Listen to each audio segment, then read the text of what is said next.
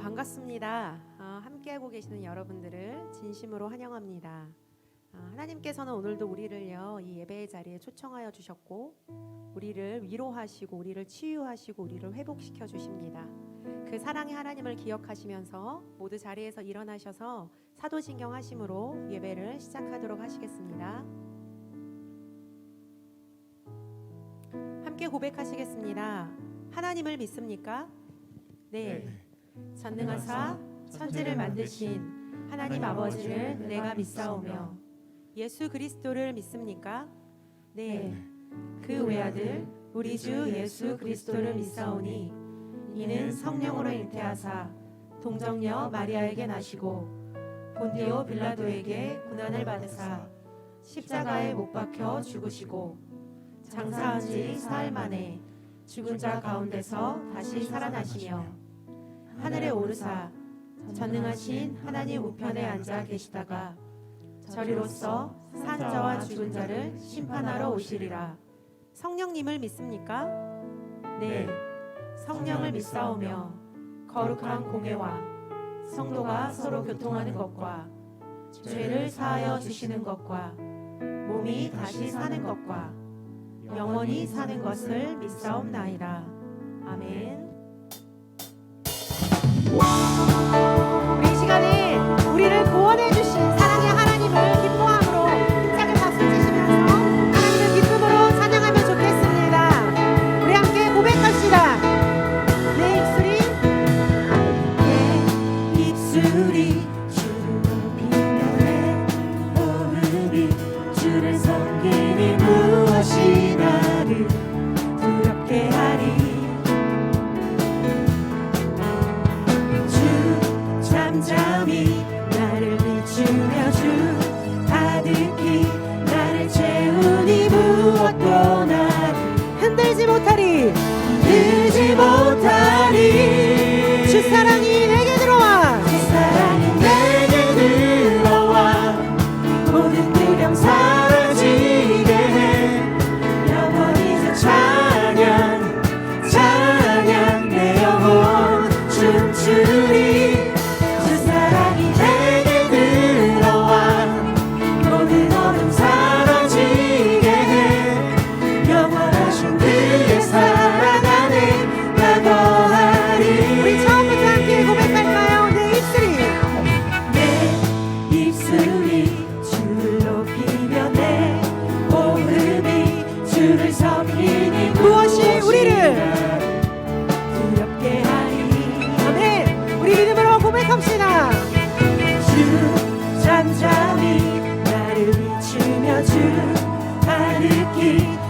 채우니 무엇도 흔들지 못하리. 주 사랑이 내게 들어와 모든 두려움 사라지게 해. 영원히 찬양 내 영혼 춤추리. 주 사랑이 내게 들어와 모든 어둠 사라지게 해. 영원하신 그의 사랑 안에 나도. 우리 한 번 더 고백할까요? 주 사랑이 내게 들어와. 주 사랑이 내게 들어와 모든 두려움 사라지게 해. 영원히 찬양 내 영혼 춤추리.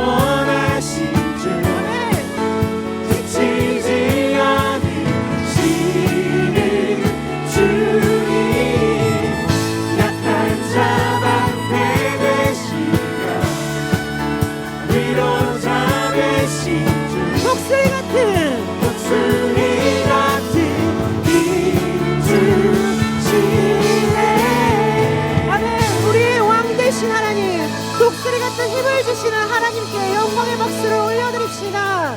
아멘. 아멘.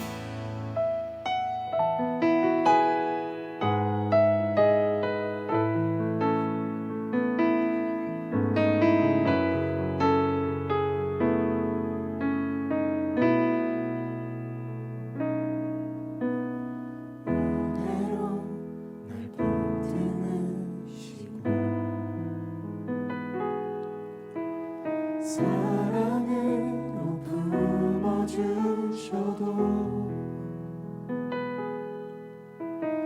내 마음 한 자락도 지키지 못하는 이 모습 부끄럽습니다. 따스한 곁을 내어주신 따스한 곁을 내어주신 주님 앞에 나아갑니다. 표현 못할 긍휼로 나를 붙드시는 주 이름 바라봅니다. 매일 마주한 슬픔을 견뎌나가며 주 예수의 마음을 닮아가네. 두려운 걸음마다 주가 동행하니 주를 지하여 오늘을 걷네.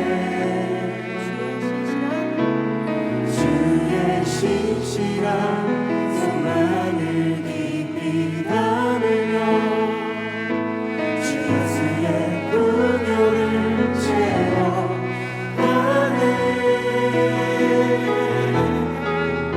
하나님의 자녀로 명예 지켜가며 기뻐진 삶을 주께 드리기 원합니다. 우리 처음부터 함께 고백합시다. 은혜로 날 보듬으시고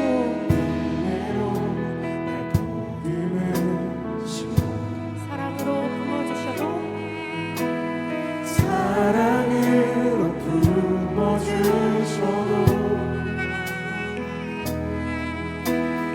내 마음 한 자락도 지키지 못하는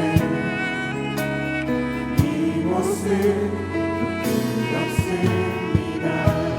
따스한 곁을 내어주신 따스한 곁을 내어주신 주님 앞으로 나아갑시다. 주와 함께 나아갑니다. 표현 못할 긍휼로 나를 붙드시는 우리 주님의 이름만 바라보기 원합니다. 함께 고백합시다. 매일 마주한 슬픔을 견뎌나가며 주 예수의 마음을 닮아가네. 두려운 걸음마다 주가 동행하니 주를 지하며 오늘을 걷네. 주의 신실하심을 신실한 소망을 깊이 담으며 주 예수의 무교를 채워가네. 하나님의 자녀로 명예 지켜가 깊어진 삶을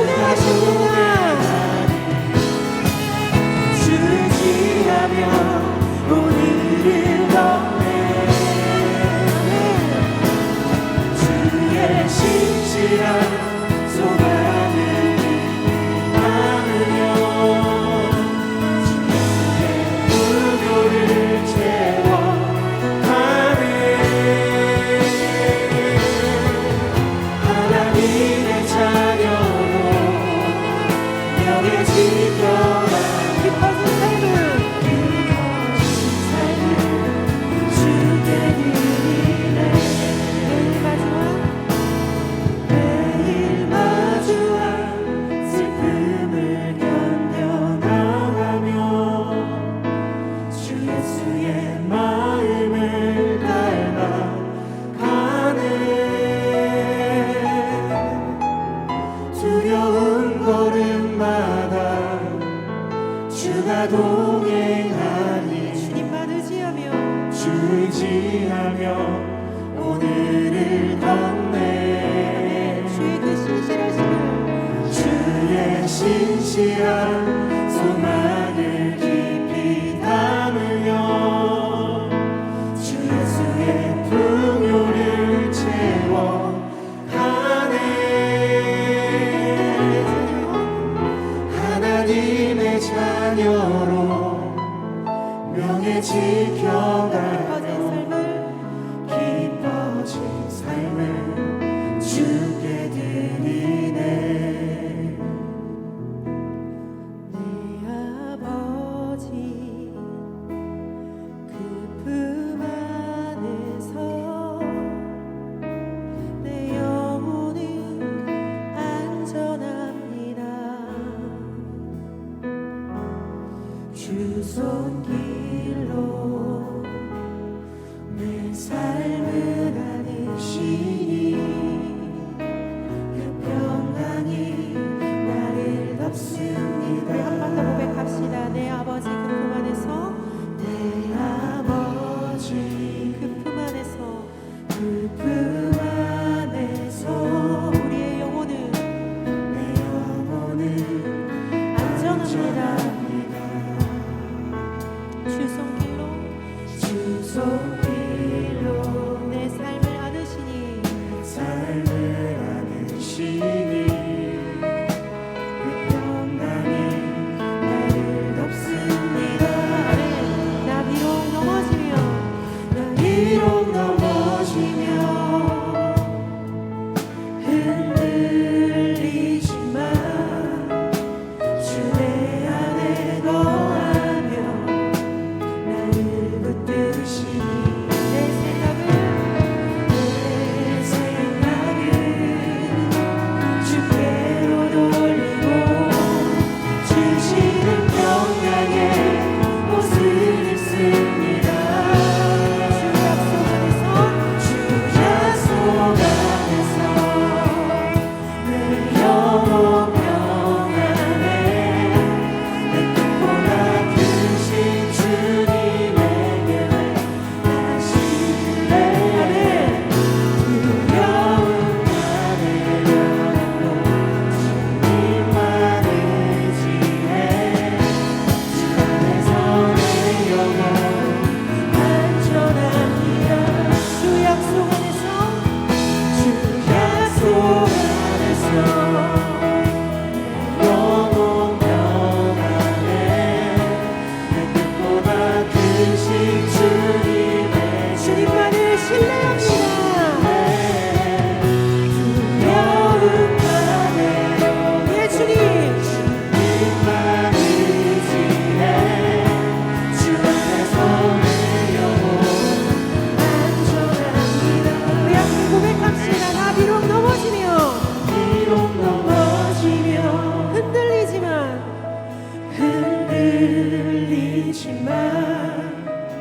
주 내 안에 거하며 우리 가사를 믿음으로 다시 한번 고백합시다. 나 비록 넘어지며 흔들리지만 주 내 안에 우리를 붙드십니다.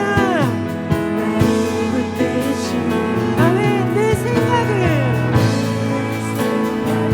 주께로 돌리고 주님이 주시는 그 평강 안에 우리가 거합니다. 아멘.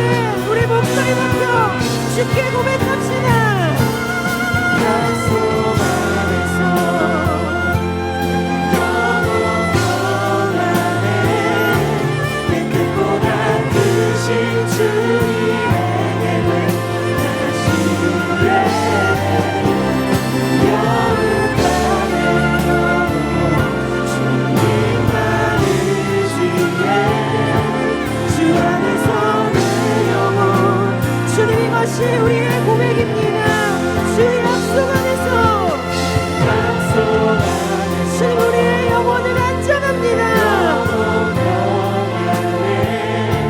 빛보다 크신 주님의 계획 하시기에 영원하게 내려놓고 주님만 의지해 주 안에서 내 영혼 두려움을 다 내려놓기 원합니다. 두려움 다 내려놓고 영혼 다 내려놓고 주님만 의지해 주 안에서 내 영혼 안전합니다. 두려움 다 내려놓고 두려움 다 내려놓고 주님만 의지해 주 안에서 내 영혼 안전합니다. 아멘. 주님, 우리는 주님의 그 품 안에서 안전함을 믿음으로 고백합니다. 아멘. 우리 이 시간 함께 기도하면 좋겠습니다. 주님, 우리는 연약한 우리의 모습을 볼 때마다 무너집니다. 하지만 여전히 우리를 사랑하시는 하나님을 믿음으로 우리가 나아가면 좋겠습니다. 우리가 가장 죄인 되었을 때 우리에게 오셔서 자신의 전부를 주신 예수 그리스도를 의지하며 오늘 우리에게 주시는 그 사랑을 누릴 수 있는 시간이 되게 해달라고 기도하면 좋겠습니다. 또한 말씀 전하시는 목사님을 놓고서 듣는 우리 모두가 주님의 그 임재 가운데 거할 수 있게 해달라고, 오직 하나님만이 영광 받으시고 기억되시는 예배가 될 수 있게 해달라고 우리 이 시간에 마음을 모아서 우리 함께 기도하면 좋겠습니다. 기도하시겠습니다. 사랑의 하나님, 우리가 가장 죄인이었을 때 선함과 없는 우리 가운데 자신의 적그를 들여서 오신 예수 그리스도 하나님 아버지, 우리 자신을 볼 때마다, 우리의 연약함을 볼 때마다 우리는 무너집니다. 하지만 주님, 다시 한번 믿음의 눈을 들어서 우리가 바라볼 것은 하나님 아버지여, 주님 우리의 연약함을 아시고 그럼에도 불구하고 우리를 사랑하시는 하나님 앞에 우리가 겸손히 엎드립니다. 하나님, 주님 이곳 가운데 임재하여 주셔서 하나님의 그 풍성하신 사랑을 하나님 우리 가운데 부어주시고 성령 하나님이 역사하시고 사랑의 하나님 인도하여 주시옵소서. 하나님을 바라보고 주님만을 의지함으로 나아갑니다.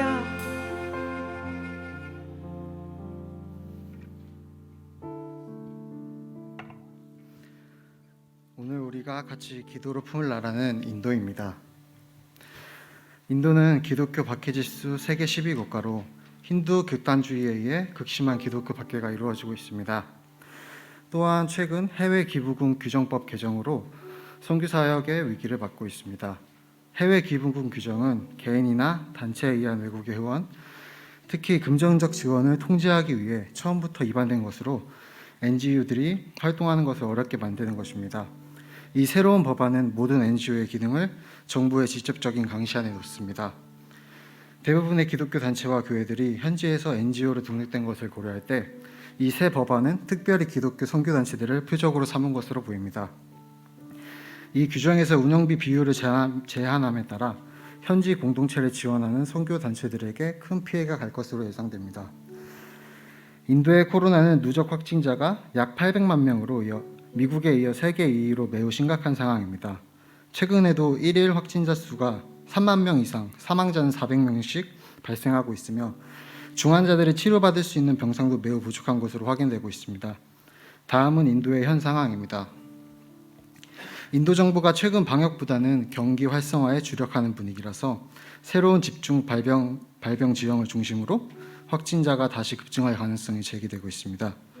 실제로 인도 정부는 일상생활 관련 주요 방역 제한은 이미 대부분 푼 상태여서 영화관과 학교 등에 대한 제한도 해제한 상태입니다. 또한 지난달에는 인도 남부 중심으로 몇 일간 내린 집중호우로 14일에만 23명이 숨지고 총 32명에 이르는 사망자가 발생했습니다. 갑작스럽게 내린 비로 인해 도시 곳곳이 침수됐고 도로교통도 마비되었습니다.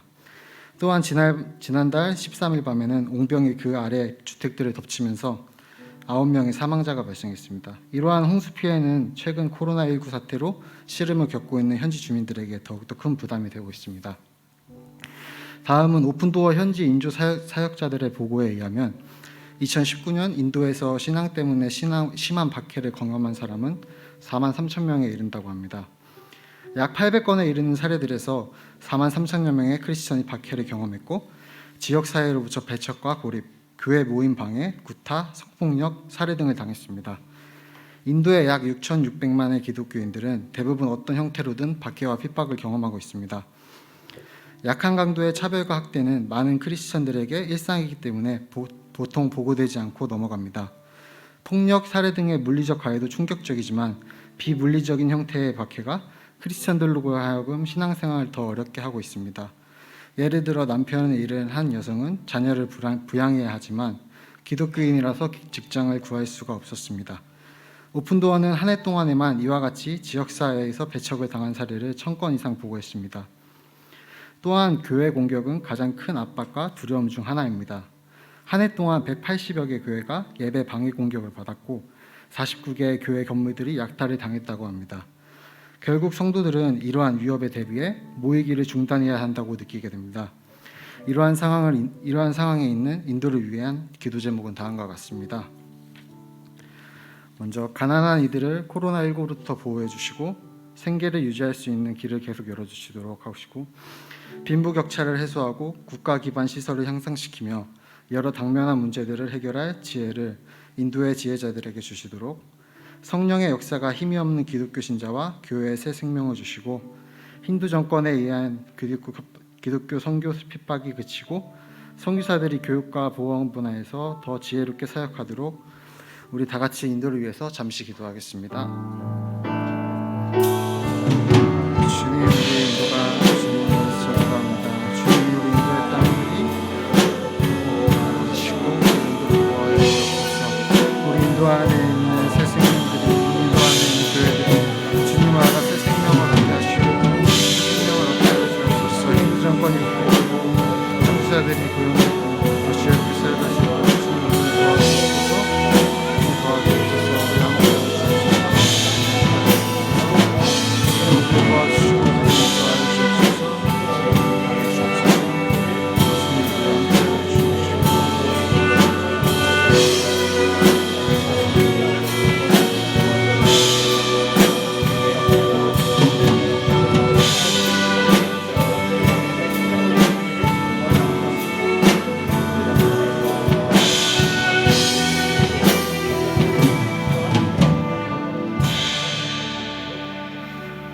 다음은 캄보디아 박지음 선교사님 기도 제목입니다.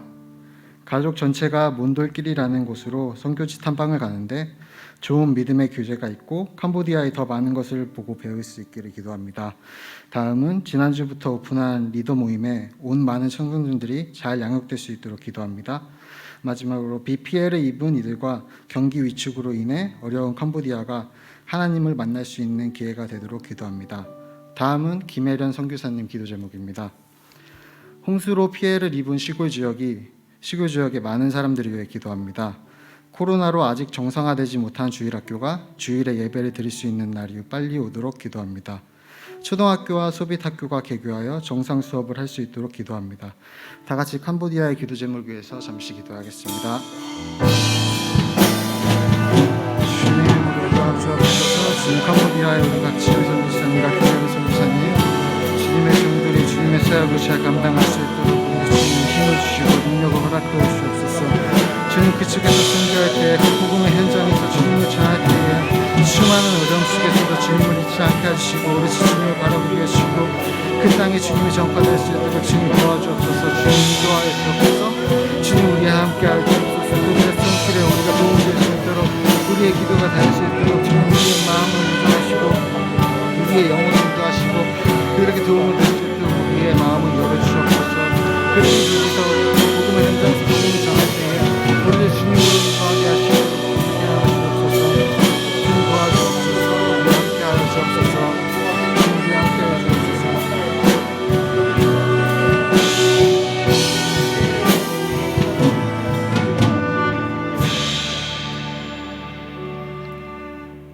이번 선교주일은 현장 동원 없이 온라인으로 헌금을 드리겠습니다.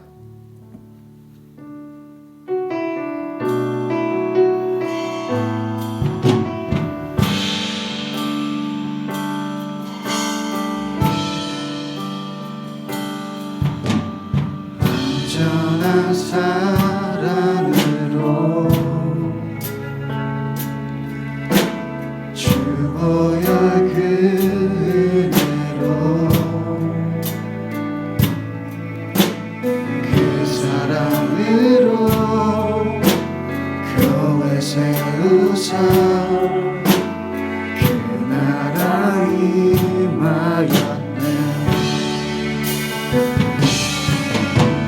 신실한 주의 사랑 내 삶에 가득하나. 그 사랑 버리고 내 생각 따라 그 나라 잊고 사네. 날 위해 흐르는 사랑 세상에 흐르는 사랑 그 사랑 버린 나에게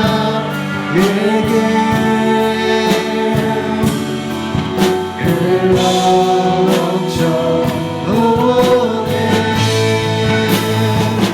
주님이 회복한 나라 주님이 통치하시니 주보게 될 소망 품고서 그 나라의 삶이. 하나님, 오늘 우리가 인도를 위해 캄보디아의 선교를 위해 기도했습니다. 이 시간 복음의 현장에서 복음의 삶을 살아가는 그들을 지켜주시고 어둠에 묶여있는 고통의 이유조차 모르는 사람들이 주님을 알아 영의 눈을 뜰 수 있도록 도와주세요. 지금은 캄보디아와 인도가 코로나로 더욱이 악화된 상황에 마치 소망이 없어 보이고 지금은 우리가 전한 복음이 배척당하고 고난의 이유가 되고 있으나 빠른 시일 내에 저 먼 곳에 있는 영혼들이 하나님 나라의 한 백성임을 깨닫고 눈물로 주님을 찬양하며 기뻐할 날이 오길 기도합니다. 지금은 질병과 가난과 전쟁과 핍박이 가득한 곳이지만 머지않아 주님의 은혜의 땅이 되리라는 것을 믿습니다. 주님 오직 우리의 믿음을 붙잡아 주시고 우리가 기도함으로 선교사님들의 복음의 일에 공감하며 그 일을 도울 수 있도록 우리를 이끌어 주세요. 사랑이 많으신 예수님의 이름으로 기도드렸습니다. 아멘.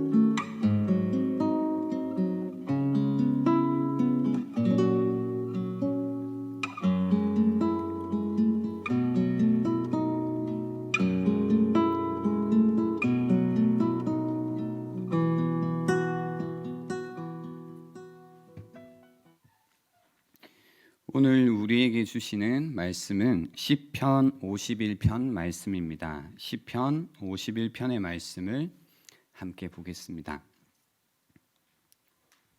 저희 한 절씩 교독하도록 하겠습니다. 1절입니다. 하나님이여 주의 인자를 따라 내게 은혜를 베푸시며 주의 많은 긍휼을 따라 내 죄악을 지워 주소서.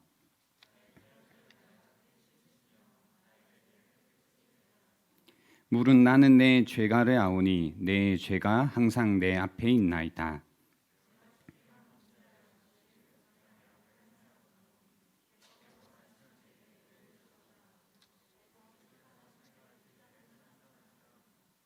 내가 죄악 중에서 출생하였으며 어머니가 죄 중에서 나를 잉태하였나이다.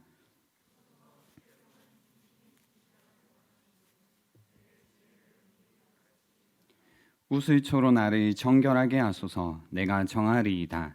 나의 죄를 씻어 주소서. 내가 눈보다 희리이다.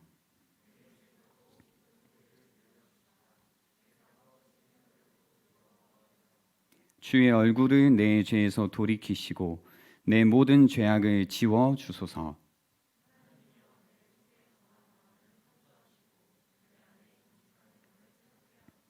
나를 주 앞에서 쫓아내지 마시며 주의 성령을 내게서 거두지 마소서.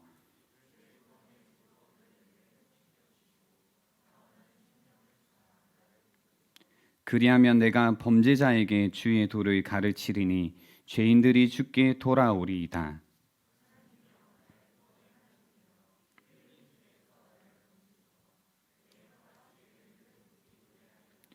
주여 내 입술을 열어 주소서. 내 입이 주를 찬송하여 전파하리이다.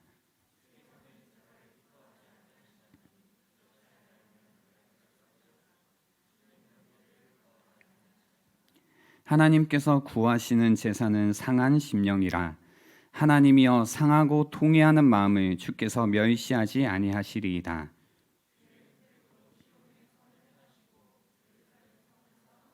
함께 읽겠습니다. 그때에 주께서 의로운 제사와 번제와 온전한 번제를 기뻐하시리니 그때에 그들이 수소를 주의 제단에 드리리이다. 아멘. 기도하겠습니다. 하나님 감사합니다. 오늘 이 시간 또 우리가 주님의 말씀을 사모하며 나아갑니다. 주님의 말씀을 간절히 사모하는 자들에게 채우시는 그 말씀을 기대하며 나아갑니다. 이 시간 우리의 마음 가운데 주님 풍성하게 채워주시고 또 넘치도록 또 새롭게 하여 주시는 시간이 되기를 소원하옵고 예수님의 이름으로 기도드립니다. 아멘. 우리 옆에 분들을 바라보시면서요, 이렇게 인사하겠습니다. 함께 어서 감사합니다. 네, 오늘 한 가지 더 인사를 하겠습니다. 아주 많이 사랑합니다라고 한번 인사해 주시기 바랍니다. 일단 시작할 때 사랑한다면 불안하다, 그죠? 일단 가보겠습니다. 책임질 수 없는 죄에 대한 책임을 느낄 때가 있습니다. 죄책감이란 내가 저지른 잘못이나 죄에 대하여 책임을 느끼거나 자책하는 마음입니다. 이런 마음이 크지 않더라도 이 죄책감 혹은 죄의식이 우리 마음 바닥에 깔려 있습니다. 그런 거 있죠. 근래 들어 뭔가 내가 잘못하고 있는 것 같다라는 불편하지만 막연한 감정이 이 저 모를 가슴 한 구석에 담겨 있습니다. 이런 석연치 않은 감정은 계속 나를 은근히 짓누르고 있습니다. 내가 뭐 잘못한 게 있나? 어느 날 책임질 수 없는 죄에 대한 책임을 느끼는 날이 있습니다. 하나님과 사람들 앞에서 숨기고 싶었던 죄가 드러나는 날, 엄청난 충격을 받고 비탄에 빠집니다. 어두움 속으로 거꾸러집니다. 거울 속에 비친 자신을 보고 싶지 않습니다. 때로는 극단적인 선택을 하기도 합니다. 아무에게도 말하지 못하고 또 말할 수도 없지만 계속 어떤 그런 죄책감을 가지고 살아가면 우리에게 그 마음이 어떤 큰 영향을 미치게 됩니다. 이 마음이 있으면 그죠? 우리의 감정을 제대로 인식하거나 표현을 잘 못하면서 살아갑니다. 그거 아시죠? 내가 어떤 감정을 잘 알지 못하고 표현하지 못한다라는 것은 이제 틀어막힌 어떤 사람이 되거든요. 감정을 계속 표현할 수 있어야 되는데 그게 딱 틀어막혀 있는 거죠. 그리고 어떤 충동을 조절하지 못합니다. 또 자신이 가지고 있는 의지를 제대로 발휘하지 못하고 살아갑니다. 또한 대인관계가 위축되고 폐쇄적이거나 공격적으로 살아갑니다. 또 아픔을 지나치게 느끼거나 아픔을 거의 느끼지 못하고 살아갑니다. 모든 문제가 발생하면 환경 탓을 하거나 또는 자신에게 모든 문제가 있다고 여기며 자신을 비난하며 살아갑니다. 어떻게 이렇게 사나요? 그런 죄의식이 드러났을 때 우리는 어떻게 해야 할까요? 어떻게 이 마음을 우리는 다루면서 살아야 할까? 그럴 때 회개가 해답이기는 합니다. 근데 이 자리에 계신 분들 중에 회개를 안 해보신 분들은 있겠지만 거의 없다. 그죠? 해봤다. 그러면 여러분의 회개는 어떠했나요? 내가 회개라는 걸 했을 때 그 회개에 대한 경험이 어떠했나요?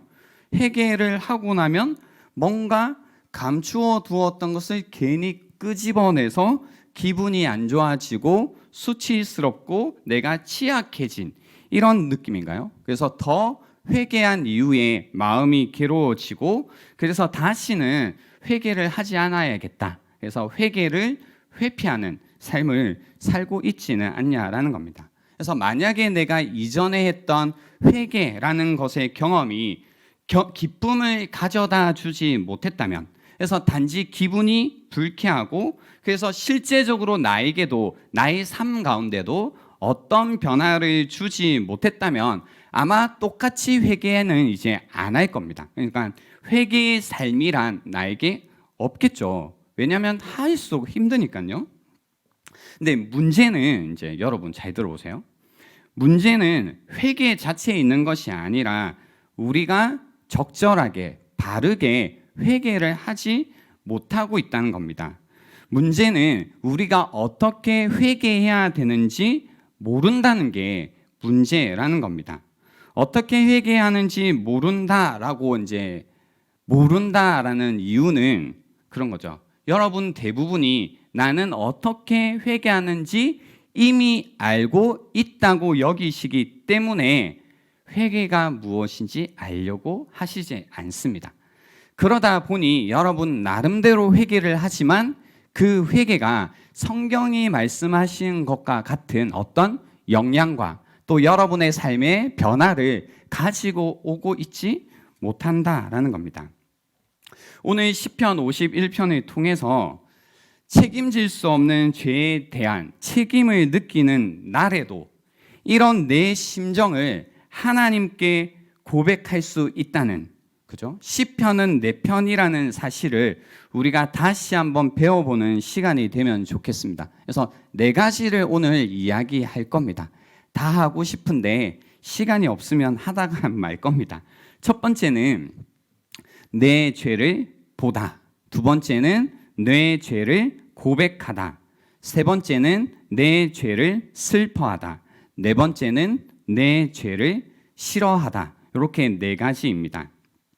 첫 번째는 내 죄를 보다입니다. 시편 51편은 다윗의 시편입니다. 여러분 성경을 보시면 표제가 있었죠. 표제가 있습니다. 한번 그런 게 있었나 이렇게 보시면 다윗의 시, 인도자를 따라 부르는 노래, 다윗이 밧세바와 동침한 후 선지자 나단이 그에게 왔을 때라고 표제가 있죠. 네, 감사합니다. 그러니까 이 시는 다윗이 밧세바와 동침한 후에 선지자 나단이 그에게 온 때라고 배경을 지금 제시해주고 있는 겁니다. 이 스토리 압니다. 제가 작년에 이제 설교했던 본문이긴 한데요. 나라가 안정되고 나이가 많아진 다윗, 그죠? 전쟁이 벌어졌지만 전쟁에 나가지 않고 옥상에서 산책을 하다가 목욕을 하고 있는 여인을 보게 됩니다. 매력적인 그녀를 본 거죠. 그래서 그녀를 불러서 취하게 됩니다. 죄는 거기서 그치지 않습니다. 자신의 아이를 가졌다라는 얘기를 듣고 그 밧세바의 남편인 우리아를 부릅니다. 충신이었습니다.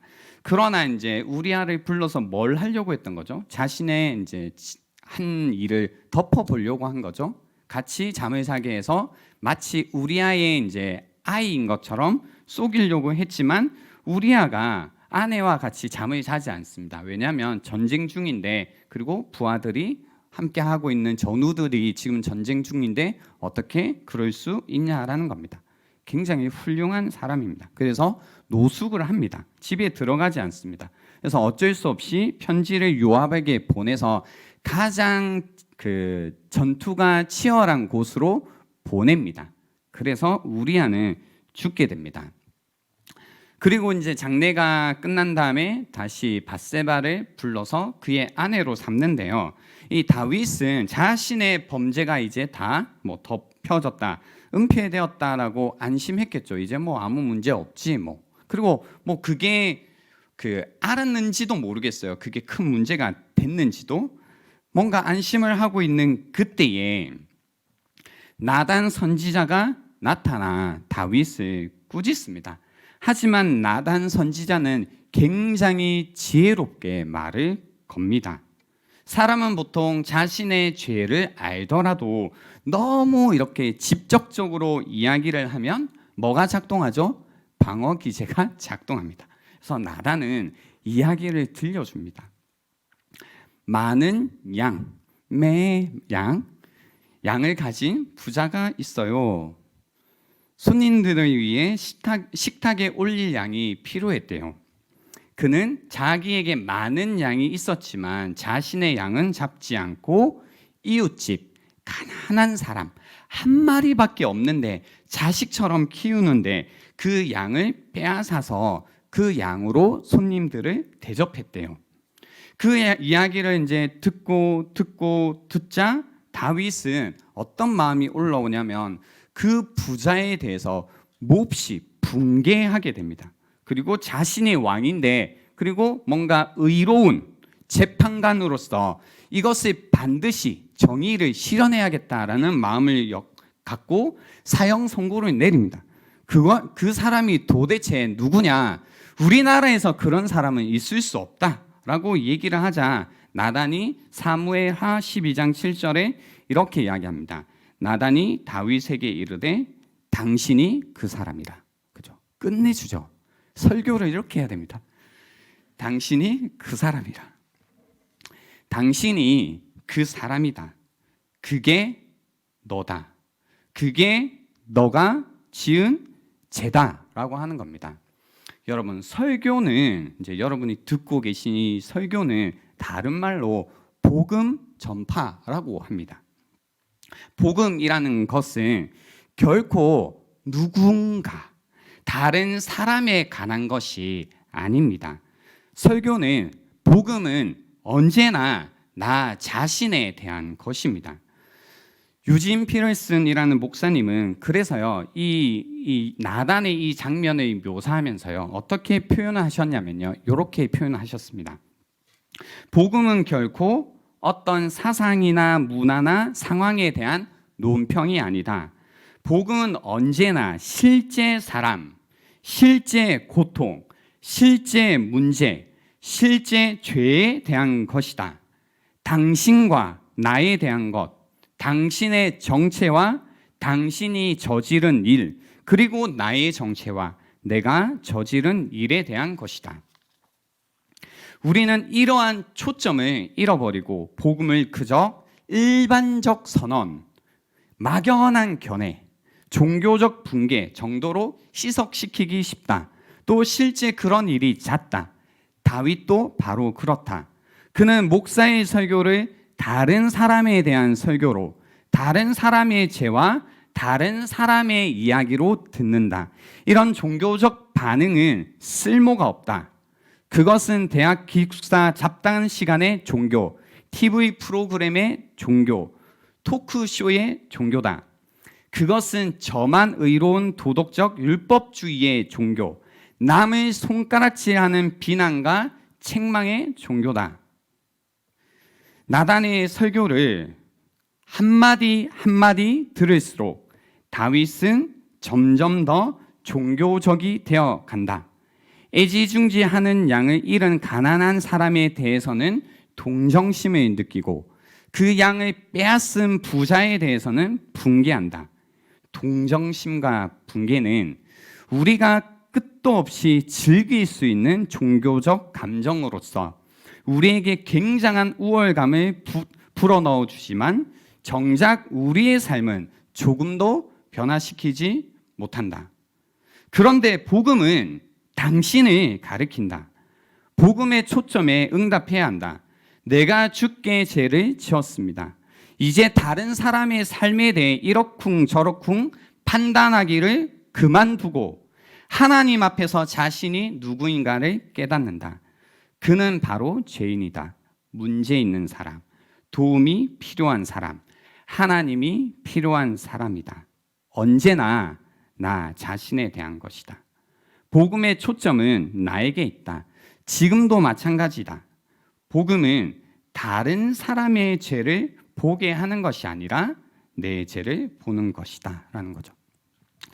제가 이 글을 읽는데요, 그러니까 이 내 죄를 보다, 회개에 관해서 설명을 드릴 때 어쩌면 우리가 매주일 와서 설교를 들을 때마다 이 복음을 듣는다고 하는데, 복음이 복음으로 우리에게 들리지 않는 이유가, 그죠? 나에 대한 이야기로 듣지 않고 그냥 어떤 이야기가 그럴 수 있겠구나, 사람이 왜 저러지? 그리고 들을 때마다 누구 생각이 나요? 친구 생각이 나고, 그 사람 생각이 나고, 또 그때 잘못했던 누군가 생각이 나고, 그 가운데 이제 그러면 안 되지, 저러면 안 되지. 그래서 끊임없이 우리가 신앙생활을 하고 말씀을 듣고 배우지만 계속해서 다른 사람을 손가락질하는 손가락만 커지고 있다면 우리는 복음을 나에 관한 이야기로 듣지 않고 있다는 거죠. 그럼 다윗처럼 분명히 될 겁니다. 그죠? 어떤 그런 이야기를 나에 관한 이야기로 듣지 않다 보니까 어떻게 할까요? 뭔가 어떻게 사람이 그래, 어떻게 저래, 저러면 안 되지, 인간이 어떻게 그렇나 라는 마음만 늘 커지죠. 교회 안에서 똑같습니다, 여러분. 우리가 복음을 나의 이야기로 듣지 않으면 우리는 아는 게 많아지죠. 그러면 안 된다고 했는데, 저러면 안 된다고 했는데, 그러면 옆에 사람들을 볼 때 계속 우리는 이러쿵 저러쿵 비난만 늘어갑니다. 왜 저래? 왜 저래? 아니요, 여러분. 교회 안에서 우리가 해야 될 건 뭐냐면 복음을 나의 이야기, 나를 향해서 들려주는 이야기로 들어야 된다는 겁니다. 이 시간에도 마찬가지겠죠, 여러분. 오늘 들리는 말씀이 여러분의 이야기로 듣지 않는 한 여러분은 그냥 종교 놀이를 하고 갈 수 있습니다. 그죠? 이 사실을 아셔야 된다는 겁니다. 그래서 다른 사람의 죄를 볼 게 아니라 내 죄를 봐야 된다는 겁니다. 그래서 복음은 죄인들을 위해서 선포되겠지만 죄인들을 향해서 먼저 선포됩니다. 나를 향해서 먼저 선포됩니다. 지금까지 복음이 나를 위해 무언가를 해주는 게 없다고 느꼈다면 그 이유는 복음이 나를 향해서 하고 있는 메시지를 못 들었기 때문이라는 거죠. 그래서 오늘 회개에 관한 말씀을 전하죠. 그런 분들이 계시더라고요. 교회에서 회개에 관한 말씀을 전할 때 뭔가 면죄부를 주는 것 같다, 죄를 짓고 그냥 너무 쉽게 그 죄를 없애는 것 같아, 이런 생각을 하시지만 회개의 메시지를 듣기 위해서는 여러분을 향해서 전하는 메시지를 먼저 들으셔야 된다는 걸 잊지 마시라는 겁니다. 그 다음에 여러분을 위한 메시지를 들을 수 있다는 겁니다. 그래서 다윗을 찾아온 나단은요, 그날 죄에 대한 인식을 회복시켜 주었습니다, 다윗에게. 그래서 다윗의 마음이 녹아내리기 시작했고, 그리고 이 다윗은 이 시편 51편의 기도를 하나님께 드릴 수 있게 되었다는 겁니다. 한 가지 질문을 드려보겠습니다. 여러분 삶에도 여러분의 죄를 인식시켜주는, 보게 하는 나단이 있나요? 나의 인생 가운데 나단이 있는가? 내 삶에 하나님의 말씀을 가지고 오는 그 누군가가 있는가? 그래서 내가 보지 못하는 것을 보게 만들어주는, 나의 마음을 녹여주는 그런 나단이 있는가? 또 여러분이 누군가의 나단인가도 한번 생각해 보시라라는 겁니다. 그래서 이 죄를 지적받았을 때 다윗은요, 인정을 합니다. 저는 이제 이 시편 51편이 되게 신기했어요. 아마 제가 화요일 날 여러분께 시편 51편을 보내드렸을 때 미리 읽고 계시죠, 여러분? 네. 그리고 묵상하고 계실 때 어쩌면 나는 다윗처럼 뭐 불륜을 저지른다거나, 아직 뭐 결혼 안 하셨으니까 그런 일은 없겠죠. 불륜을 저지른다거나 뭐 양다리라든지 아니면 뭔가 사람을 죽이는 이런 건 난 안 한 것 같은데 그쯤 돼야 할 수 있는 고백인가? 나는 뭐 이만큼은 나쁘지 않아서 이게 그렇게 나한테 와닿지 않네 라고 생각을 하셨다면, 굳이 있잖아요, 보세요, 굳이 그 수많은 죄인들이 있는데, 그리고 그 많은 사람들 중에 굳이 다윗의 고백을 담았다라는 건 성경에서 뭔가 의미가 있는 겁니다. 그죠? 왜냐하면 다윗은 하나님 마음에 합한 자라고 인정받은 사람이에요. 그리고 예수님이 이제 메시아로 오실 때 그 메시아이신 예수님의 원형입니다. 다윗과 같은 메시아. 그리고 다윗의 자손으로서 오셨죠. 그러니까 다윗이라는 인물은 성경 속에서 볼 때 사실 굉장히 위대한 인물이에요. 엄청나게요. 근데 그 다윗의 이 부끄러운 모습, 죄된 모습을 굳이 밝혀서 성경이 담고 있다라는 거죠. 이 얘기는 무슨 얘기냐면요, 다윗이 어떤 상황이 되고 환경이 되었을 때 이런 죄를 저질렀다면 왜 너는 아니겠느냐라는 이야기입니다. 다윗이 이 정도의 죄를 저지를 수 있었다면 너는 아닐 것 같냐라는 겁니다. 그래서 모든 사람의 그 다윗의 시편으로 끌어들이고 있는 거죠. 그러니까 그런 마음으로 여러분이 이 시편을 보셔야 되는 겁니다. 근데 이 다윗이 정말 위대한 건 뭐냐면 죄를 짓지 않고 살았기 때문이 아니라 그 죄를 지적받았을 때 자신의 죄를 보았다라는 겁니다.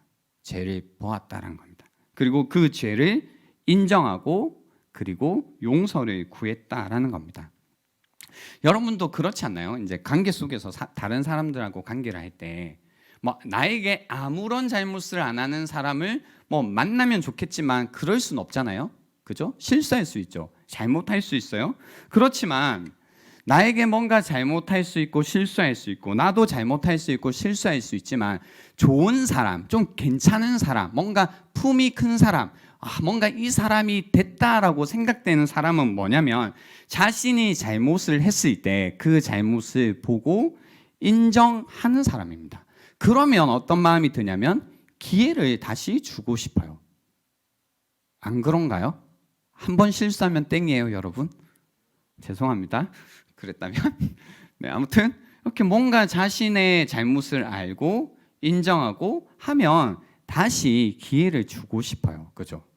근데 그걸 보지 못하고 인정하지 못하면 이거는 좀 마음이 그런 겁니다. 자꾸 핑계만 대고 변명을 하면 그렇다라는 겁니다. 그러나 다윗은요, 나단이 지적했을 때 자기의 죄를 보았다는 겁니다. 그래서 요 시편의 51편에는 자신이 죄인임을 압니다. 그 고백을 하죠. 그래서 3절에 보시면 물은 나는 내 죄가를 아오니 내 죄가 항상 내 앞에 있나이다 라고 고백합니다. 내 죄가를 압니다 라고 합니다. 보았다라는 거죠. 그러니까 여기서 안다라는 건 뭔가 뼈아픈 인식을 담고 있습니다. 압니다라는 겁니다. 안다 이게 아니고 압니다 이거죠. 이 51편의 1절부터 여기까지 세 가지 죄의 종류들이 나오더라고요. 한번 살짝 정리를 하고 가면요, 이제 남 얘기하듯이 좀 들으셔야지 편안하게 들으시겠죠? 잠깐 숨 쉴 기회를 드리는 겁니다. 죄과라는 게 있더라고요. 죄과. 이건 뭐냐면 건의에 도전하는 좀 어떤 정치적인 반역에 주로 사용되는 단어입니다. 죄가. 그래서 이 여러 가지 우리가 죄를 지을 수 있지만 가장 큰 죄를 이 죄가 반역의 죄라고 합니다. 왜냐하면 하나님의 뜻을 의지적으로 거스르고 반역한다라는 의미이기 때문입니다. 그러니까 실수로 잘 몰라서가 아니라 내가 하나님의 뜻을 알지만 의지적으로 거스르고 반역했다라는 겁니다. 나의 의지가 담겨 있고 나의 고집이 담겨 있습니다. 그 가운데 하나님을 대항하고 의도적으로 곁길로 가는 것을 여기에서 죄가라고 합니다. 그래서 지금 다윗이 내 죄가를 안다라는 건 하나님 제가 한번 실수했네요 이렇게 얘기하고 있는 게 아닙니다. 자기가 의지적으로 하나님께 반역했습니다라고 고백하는 겁니다. 또 죄악이라는 단어가 있는데요. 죄악은 굽히다, 비틀다, 잘못하다, 그릇된 길로 가다라는 의미가 있습니다. 그래서 뭔가 인격적으로 볼 때는 도덕적으로 혹은 성품적으로 삐뚤어져 있거나 왜곡되어 있다라는 것을 의미합니다. 그래서 뭔가 하나님을 사랑하지만 계속 인격적으로 이렇게 삐뚤어져 있는 거죠. 도덕적으로 왜곡되어져 있는 겁니다. 그래서 생각의 잘못과 연결시키는 분들이 많았습니다. 그냥 죄라는 것을 관역을 빗나간다 또는 여행자가 길을 잃는다라는 뜻을 가지고 있는데요. 행동의 잘못과 관련이 있습니다. 그래서 제가 조금 정리해 보니까 죄가는 의지적으로 의지와 관련이 있고 죄악은 생각과 관련이 있고 죄는 행동과 관련이 있더라고요. 이 중에 제일 큰 죄가 뭐라고요? 죄과, 그죠? 의지적으로 하나님께 하는 거. 이제 죄가 뭐가 있다 설명은 드렸는데요. 이제 죄를 봐야 된다고 했잖아요. 그러니까 우리가 회개를 제대로 하기 위해서, 그러니까 회개를 회개답게 해서 회개가 주는 정말로 어떤 유익들을 얻기 위해서 이제 첫 번째 뭐가 필요하냐면요. 내 죄를 봐야 되는데 그냥 뭐 어떻게 보나? 죄를 여러분 어떻게 봐요? 눈을 뜨면 되나요? 어떻게 하면 죄가 보일까요? 정직해지면 되나요? 모르겠다는 거죠. 설명하겠습니다. 어떻게 하면 내 죄를 볼 수 있냐면 4절에 나오는 이제 이 표현이 힌트인데요.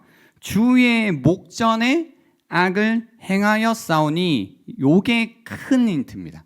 내가 죄를 보기 위해서 반드시 요 구절을 이해를 하고 계셔야 됩니다. 주의 목전에라고 하면 in your sight. 그러니까 주님이 보시기에라는 겁니다. 주님이 보시기에. 그죠? 주님이 보시기에라는 건 기준이 하나님께 있다는 겁니다. 그러니까 무언가 내가 행동하는 것, 생각하는 것, 마음을 먹는 걸 누가 기준이냐면 하나님이 기준, 하나님이 보시기에라는 겁니다. 그러니까 주님이 보시기에 선한 것은 뭐예요? 선한 것이고 주님이 보시기에 악한 것은 악한 겁니다. 주님이 보시기에 굽은 것은 굽은 것이고 주님이 보시기에 바른 것은 바르다라는 겁니다. 그죠? 요것이 굉장히 중요합니다. 그러니까 우리가요. 주님이 보시기에 주님 기준에 따라 나를 보지 못하면 우리는 우리의 죄를 볼 수가 없어요. 내가 기준이잖아요. 내가 기준인데 내 죄를 볼 수가 없죠. 왜 볼 수가 없을까요? 내가 기준이면요. 내가 어떤 일을 하더라도 우리는 그 모든 것들을 악한 것도 선하게, 그죠? 굽은 것도 바르게 볼 수 있는 놀라운 능력들을 가지고 있는 굉장한 거죠. 크리에이티브. 그죠? 우리 엄청난 사람들입니다. 그죠? 그래서 중요한 것은 주님 보시기입니다. 그러니까 그런 것도 안 됩니다. 우리 아빠가 나 보시기에 이런 것도 안 되고 우리 엄마가 날 보는 것 이것도 안 됩니다. 친구가 보는 것처럼 이것도 안 됩니다. 그러니까 여러분이 뭐 잘못한 다음에 그런 거 있잖아요. 친구한테 가서 상의하잖아요. 네, 이렇게 했는데 어때? 라고 뭐예요? 네가 보기에는 이 행동이 어때? 네가 보기에는 내가 이렇게 했는데 네가 보기에는 이게 잘못된 거야? 라고 물어봐요. 근데 친구가 얘기해 주죠. 내가 보기에는 괜찮은 것 같은데 뭐 다 그런 거 아닌가? 라고 하면 어떤 생각이 들어요? 괜찮구나 라는 어떤 이 타당함이 생기잖아요. 그죠? 지금까지 그렇게 살아오는 거죠. 그리고 내가 보는 것처럼 해도 안 되는 겁니다. 그러면 내 느낌이나 내 어떤 생각에 따라 판단하는 겁니다. 다른 그 누구도 아닌 오직 하나님이 보시기에, 그죠? 하나님 앞에서 나를 봐야지 내 죄가 보인다라는 겁니다. 왜냐면요, 하나님 보시기에 본다라는 의미 안에 무엇이냐면 절대적인 기준이 있다라는 뜻입니다. 그러니까 나에게도 너에게도 두지 않고 오직 하나님께, 하나님 보시기에 나를 본다라는 건 절대적인 기준이 있다라는 겁니다. 그리고 그 절대적인 기준에 따라 무엇이 옳고 무엇이 그른지가 있다라는 의미입니다. 이게 이제 우리가 지금 이 시대를 살아가면서 가장 받아들이기 어려운 생각일 수도 있습니다. 그러니까 절대 기준이 있다라는 게 너무너무 받아들이기 어렵죠. 그렇지만 절대라는 기준이 정말로 없을까? 여러분 이제 체온의 제시잖아요. 그죠? 여러분 몇 도 나오세요? 네, 36.5도 우리 보람이가 나왔다고 크게 외쳐주셨는데요. 그 몇 도 이상이 되면 우리가 이제 출입하는 게 제지를 받나요? 37도예요? 38도. 왜 다 다르죠? 누가 보기에 정한 거예요, 이거? 몇 도인가요? 37.5도 아닌가요? 다 틀릴 수도 있습니다. 뭐 제가 정한 거 아니니까. 근데 보세요. 온도가 정해진 게 있어요. 절대 온도라는 게 있어요. 우리의 체온을 재는. 그렇지만 우리는 체온을 재기 전에 어떤 느낌이 있죠? 뭔가 나 열나는 거 같은데. 근데 재보면 몇 도예요? 36.5도다. 제가 늘 그래요. 자기야 나 열 좀 나는 것 같아. 좀 아픈 것 같아 해서 딱 재줘요. 그러면 36.3도. 맨날. 그래서 이제 안 재줍니다. 그만하라고. 나 열 좀 나는 것 같은데. 그리고 우리 아내는 늘 괜찮대요. 열을 재보면 37.3도 막 높게 나와요. 그러니까 무슨 얘기냐면 내가 느끼는 대로 했을 때 그게 틀릴 땐 너무 많죠. 그렇지만 내가 몇 도인지를 재는 거는 절대적인 어떤 기준에 따라서, 그죠? 재야지만 내 체온을 잴 수가 있다라는 이야기입니다. 마찬가지로요, 우리가 내가 열이 있는지 없는지를 알기 위해서는 절대적인 기준이 있어야 되는 것처럼 내가 옳은지 그른지 죄가 있는지 없는지를 보기 위해서는, 알기 위해서는 절대적인 기준이 반드시 필요한데, 그렇기 위해서는 하나님 보시기에, 주님 목전에 그의 보시기에 따라, 그의 기준에 따라 보는 게 중요하다는 겁니다. 근데 제가 말씀드렸죠. 이 개념을 우리가 받아들이는 게 가장 어렵다고요. 지금은. 왜냐하면 이런 이야기를 세상은 계속 해주거든요. 아니야, 야 너가 무슨 일을 하든 그냥 네 가슴이 옳다고 말하면 옳은 거야. 엄청 멋있죠? 안 멋있나요? 제가 말해서 안 멋있는 거죠. 아무튼 너의 가슴이 옳다고 말해주면 옳은 거야. 네 느낌이 괜찮으면 괜찮은 거야. 네가 뭘 해도 그냥 네가 느낌이 괜찮으면 하나님도 괜찮다고 하실 거야. 네 가슴이 뭐라고 하는지 거기에 귀를 기울이고 그거에 따라 옳은지 그른지를 결정해 라고 이야기를 해주는 겁니다. 그래서 이제 죄를 아무리 지어도 괜찮은 거죠. 왜? 나는 괜찮다, 무엇을 하든 괜찮기로 결정해버리면 괜찮은 겁니다. 맞나요? 그러니까 이제 여러분 괜찮잖아요. 이번 오랫동안 잘 지내셨어요? 아무런 잘못 없이? 문제 없이? 그렇지만 괜찮죠. 왜? 괜찮기로 했으니까. 누가? 내가. 왜냐하면 안 괜찮으면 안 괜찮아지기 시작하니까 그렇다라는 겁니다. 그죠? 그래서 우리가 내 죄를 보기 위해서 반드시 키워야 될 게 뭐냐면, 하나님이 내가 한 이 생각을, 하나님께서 내가 가지고 있는 이 마음을, 하나님께서 내가 하고 있는 이 행동을 어떻게 보실까를 생각하셔야 됩니다. 그래서 그걸 알기 위해서는 반드시 하나님 말씀을 아셔야 되고, 하나님의 말씀으로 여러분의 양심을 계속 가르치셔야 됩니다. 하나님의 말씀으로 여러분의 양심을 가르치지 않으시면 세상과 똑같이 하게 됩니다. 여러분이 기준이 된 양심, 이미 더러워진 기준 양심으로 여러분을 보기 때문에 더러운 걸 알 수가 없게 된다는 겁니다. 그래서 하나님이 보시는 것처럼 나를 볼 때에 나는 내 죄를 볼 수 있게 된다는 겁니다. 그죠? 그때서야 우리는 내가 어떤 자인지를 깨닫기 시작할 겁니다. 주님이 보시는 것처럼 나를 볼 때에 그제서야 내가 누구인지를 알게 되고 내 죄가 무엇인지 알 수 있게 될 겁니다. 그렇게 알게 된 다음에요, 이 인식이 고백으로 이제 넘어가야 됩니다. 내 죄를 고백해야 됩니다. 내가 안 그 죄를 인정해야 됩니다. 여러분, 죄를 인정한다라는 의미가 뭔지 아세요?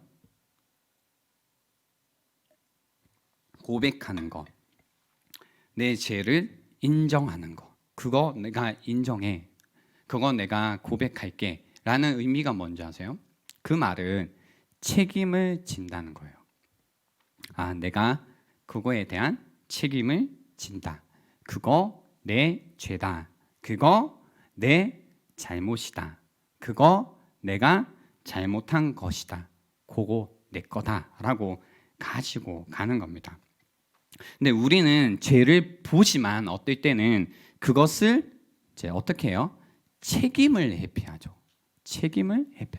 그거 내 거 아니야. 죄가 있지만 내 거 아니야. 내 책임이 아니야. 라고 이야기합니다. 그래서 이 부분을 다루기 위해서 4절을 한번 보셔야 되는데요. 4절에 보시면 내가 주께만 범죄하여 주의 목전에 악을 행하였사오니 주께서 말씀하실 때에 의로우시다 하고 주께서 심판하실 때에 순전하시다 하리이다라는 말씀이 있는데요. 우선 이 말씀을 여러분이 계속 읽어가기 위해 조금 걸리는 구절이 그 부분이 있죠. 뭐예요? 내가 주께만 범죄하여. 요거 딱 걸리지 않으세요? 분명히 지금 바세바한테 뭔가 해서 우리한테 잘못한 것 같은데 누구에게만 잘못했다고 해요? 주께만. 그러니까 영어 성경 보시면 더 강조되어 있어요. 주님께, 당신께만 내가 범죄했다고 해요. 그러니까 여기에서 살짝 뭐가 되냐면 뭐지? 왜 주님에게, 오직 주님에게만 범죄했다고 하지? 사람에게 지은 죄는 죄가 아닌가? 그러니까 이 말씀이 좀 막 갑자기 하나님이 뭔가 낯설어지는 이런 느낌이 있는 겁니다. 그냥 죄를 지으면 다 하나님께만 잘못했다고 하면 되나? 그러니까 이제 뭔가 이 안에서 그 요런 말을 들을 때 뭔가 모르게 그 얄미움, 그죠? 뭔가 얄밉다 이런 느낌이 드는데 이 감정을 우리가 예전에 영화 밀양을 볼 때 느꼈던 감정인 거죠. 아직 안 보셨나요? 다음에 한번 기회가 되면 요 영화 자체로만 한번 이야기를 나누면 좋겠는데요. 예중에 밀양이라는 영화가 있었는데요. 거기에 짧게 설명을 드리면, 보신 분, 제가 설명을 드려야 되나 싶어서 안 보신 분 많이 안 보셨군요. 보시면 굉장히 기독교에 대한 회의가 찾아옵니다. 보시고 회의감을 가지시고 같이 이야기를 해요. 뭐 굳이 다 피할 건 없어요. 나쁜 건. 아무튼 굉장히 회의감이 오는 게 뭐냐면, 이 전도연이 모르겠다. 오늘 우리 오래 있읍시다. 그 전도연이 주연하는 건데요. 전도연 자녀가 이제 살인범에 의해서 살인을 당해요. 근데 가해자가 있고 이 전도연은 이 마음 때문에 뭔가 괴로운 마음, 자녀를 잃은 슬픔과 그 가해자에 대한 미움 때문에 굉장히 고통스러워하지만 그 교회를 찾아가고 신앙 안에서 이 마음을 조금씩 해결해 가요. 그리고 어느 자리까지 갔냐면, 그래 나도 이렇게 은혜를 받은 자니까 그 가해자를 용서해 줘야겠다는 자리까지 가요. 엄청난 거죠 사실. 그리고 그 마음으로 면회를 가는데요. 그 가해자가 그 전도연에게 뭐라고 얘기하냐면, 나 당신의 용서가 필요 없다고 해요. 이유가 뭔지 아세요? 자기가 이 교도소에 있는 동안 하나님을 만났대요. 하나님이 이미 내 모든 죄를 용서해 주셨기 때문에 이제 나는 당신의 용서가 필요 없다고요. 그 얄미움이 여기에 담겨 있는 거죠. 그러니까 이것 때문에 그 당시에 이제 영화가 나온 지 좀 됐지만 기독교에 대해서 엄청난 많은 비판들이 있었어요. 어떻게 그럴 수 있냐? 그렇게 그냥 해결받으면 끝이냐? 그럼 그 피해자들은 뭐냐? 뭐 이런 얘기들이 수두룩 빽빽 나왔어요. 그래서 교회 이상한 곳이다 했는데, 그러니까 이 말씀이 우리가 걸리는 거죠. 하지만 여기에서 주님께라는 의미는요, 여러분 잘 들어보시면 그 히브리적 표현인데요. 어떤 범죄를 하든지, 우리가 어떤 범죄를 하든지 하나님과의 관계를 깨트린다는 의미로서 하나님께만이라고 사용했다라는 겁니다. 그러니까 내가 주님께만 범죄했다라는 건 모든 사람에게 저지르는 죄라는 것은 하나님께 지은 죄이기 때문에 하나님께서 결국은 심판하신다라는 이야기입니다. 그래서 성경 안에 이 이야기들이 사실 담겨 있죠. 창세기 39장에서 요셉은 왜 간음을 안 했냐면 그죠, 꼬실 때 안 따라갔잖아요. 하나님께 범하는 죄라고 했어요. 그게. 그리고 잠언 14장 31절에도 가난한 자를 억압하는 자는 그를 지으신 하나님을 거역하는 것이다. 그래서 성경 안에서요, 사람에게 짓는 죄는 하나님께 짓는 죄로 연결을 다 시켜 두었어요. 그래서 사람에게 피해를 주는 것은 곧 하나님과의 관계 가운데 우리가 깨트리는 것이다. 너와 나의 관계뿐 아니라 하나님과 나의 관계도 깨트린다라는 의미로서 오직 주님께만이라고 히브리적으로 사용했다는 겁니다. 우리는 이렇게 표현을 안 하겠죠. 표현법이라는 겁니다. 근데 이제 그겁니다. 이제 요거는 넘어갈 수 있겠죠. 그 얄미웠던 감정 좀 긁었어요. 네, 넘어가 볼게요. 이제 우리가 죄를 지은 다음에 그것을 보고 인정해야 되는데 그게 내 거구나, 나의 책임이구나 해야 되는데 우리는 보통 어떻게 한다고요? 회피한다고요. 회피한다는 건 뭐냐면 책임을 지지 않는 거죠. 그러니까 합리화를 할 수 있어서 그렇다라는 겁니다. 사실 다윗도 나단이 와서 죄를 지적해 주기 전까지는 자기를 합리화했었습니다. 그래서 사무엘하 11장 25절에 어떤 이야기가 있냐면 그 우리아가 죽은 다음에 소식을 듣고 다윗이 전령에게 이르되, 그러니까 요압이 뭔가 미안한 거죠. 너는 요압에게 이같이 말하기를 이 일로 걱정하지 말라. 칼은 이 사람이나 저 사람이나 삼키느니라 라고 전해줘요. 그러니까 요압이 명령이긴 했지만 그 충신인 우리아를 보냈잖아요. 명령해서. 그러니까 죽었잖아요. 그러니까 마음이 어때요? 죄책감 느껴지는 거죠. 그러니까 그 마음을 알고 다윗이 이 일로 걱정하지 마. 칼이라는 건 이 사람이나 저 사람이나 삼킨다. 무슨 얘기예요? 전쟁하다가 사람은 뭐예요? 죽을 수 있지. 죽을 수도 있지. 네가 한 거 아니야. 네가 죽인 거 아니야. 전쟁하다 보면 사람 죽는 거야. 뭐 칼이 사람을 가리나? 죽을 수도 있는 거야. 라고 정말로 신박한 관점을 가지고 상황을 해석하죠. 근데 우리는 이렇게 한다고요.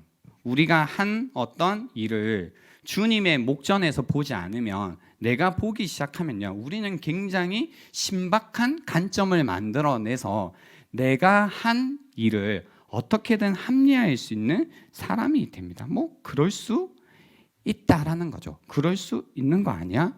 그러니까 그런 거 있잖아요.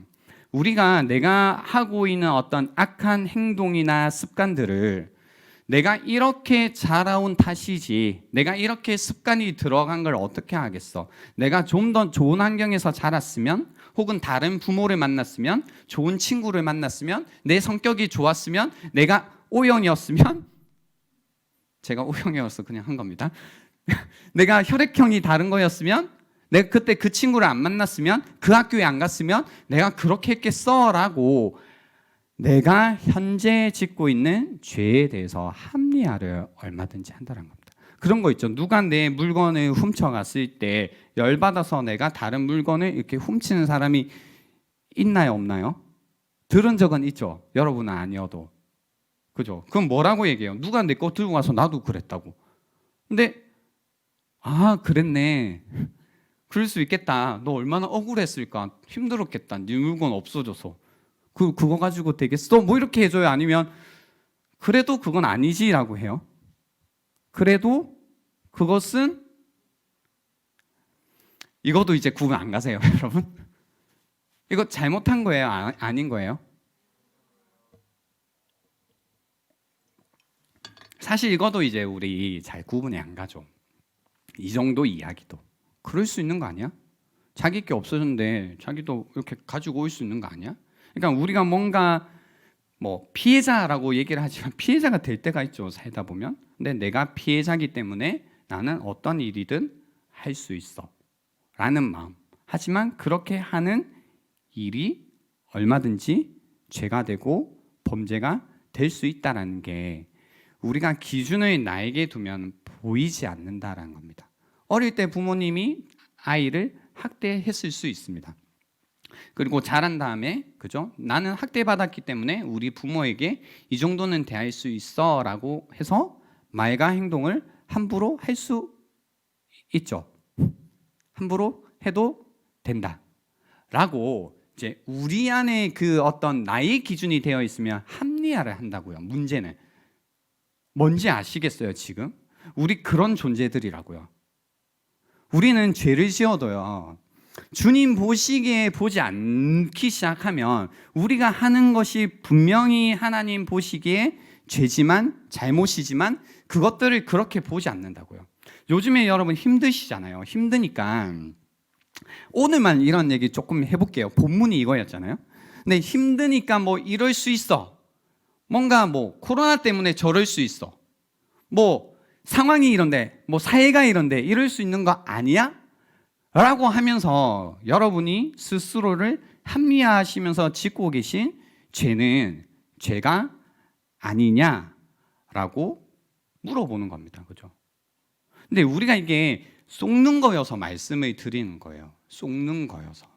그게 분명히 하나님 보시기에 죄라면 그것은 죄고 그것은 내가 책임져야 되는 일이다라는 겁니다. 그래, 부모가 잘못했어. 그건 부모의 책임이죠. 하지만 그래서 내가 짓는 죄가 있다면 그건 내 거란 겁니다. 그 죄는 내 거다라는 겁니다. 내 죄다라는 겁니다. 그래서 죄를 보았다면 그 죄를 계속해서 우리가 인정하고 가지고 가고 고백하는 쪽으로 가지 않으면 보더라도 계속 이렇게 밀어두는 이런 삶을 살아가게 된다는 겁니다. 오늘 시인은 죄에 대한 인식에서 죄에 대한 고백으로 넘어갑니다. 반복해서 자신이 죄인임을 고백합니다. 모호하게 중립적으로 애매하게 얘기하는 것이 아니라 내가 죄인이다. 이 죄가 내 것이다 라고 이야기하는 겁니다. 그래서 하나님 앞에 자신의 이 죄의식, 죄책감, 양심의 가책이라는 이 모습을 마음을 확 열어서 하나님께 나아가고 있다는 겁니다. 이걸 못하면 우리는 계속 뭐예요? 이 죄를 보이지 않으려고 가면을 쓰고 허세를 부리게 됩니다. 그리고 그걸 계속 담아두면 그 죄악이라는 것은 이제 성경에는 그런 표현들이 있습니다. 뼈를 이렇게 부러뜨린다고요. 계속 우리를 괴롭히는 그 어떤 힘이 됩니다. 상처가 결국은 됩니다. 죄악이 만들어내는 마음의 상처가 될 겁니다. 그렇지만 그 마음의 상처를 하나님께 열게 되면 그것이 깨짐이죠. 깨어진 상처라는 곳을 통해서 하나님의 은혜가 흘러 들어오기 시작할 거다라는 겁니다. 그래서 내가 붙들고 있는 죄악, 그리고 그 죄악이 깊어지고 깊어져서 만들어낸 상처가 있다면 하나님 앞으로 가지고 와야 됩니다. 그러면요, 내 죄를 슬퍼하게 됩니다. 내 죄를 슬퍼하게 됩니다. 다윗은 그의 가슴을 찢고 있습니다. 왜 가슴을 찢고 있나요? 왜냐면요, 내가 그냥 살인죄, 어떤 규칙을 깨뜨렸구나, 내가 간음죄, 어떤 죄를 깨뜨렸구나, 어떤 코드, 어떤 이 룰을 깨뜨렸다고 생각한 게 아니다라는 겁니다. 하나님과의 관계, 그죠? 하나님과의 관계. 내가 지금 지은 것은 하나님과의 관계를 깨뜨렸고 곧 하나님의 마음을 깨뜨렸구나를 알았다라는 겁니다. 그렇기 때문에 마음을 찢는 겁니다. 여러분이 어떤 잘못을 해도요, 사실 가슴을 찢는 일은 드물어요. 근데 언제 내 가슴이 찢어지냐면 내가 이 죄를 통해서 사람의 마음을 찢었구나, 사람의 관계를 찢었구나를 인식할 때만 우리의 가슴이 찢어진다는 겁니다. 규칙이요. 여러분, 속도 위반해서 가슴이 찢어지던가요? 안 찢어져요. 그죠? 벌금 내면 되죠. 속도 위반한 거. 근데요, 우리가 관계 속에서 어떤 잘못을 저지르면 그것 때문에 관계가 잘못됐다는 걸 인식하는 순간 가슴이 찢어진 겁니다. 죄라는 건 하나님과 그리고 사람과의 인격적인 관계에서 지어낸 죄라는 겁니다. 가장 사랑하는 하나님의 마음을 짓밟았기 때문에 우리의 마음이 찢어지는 겁니다.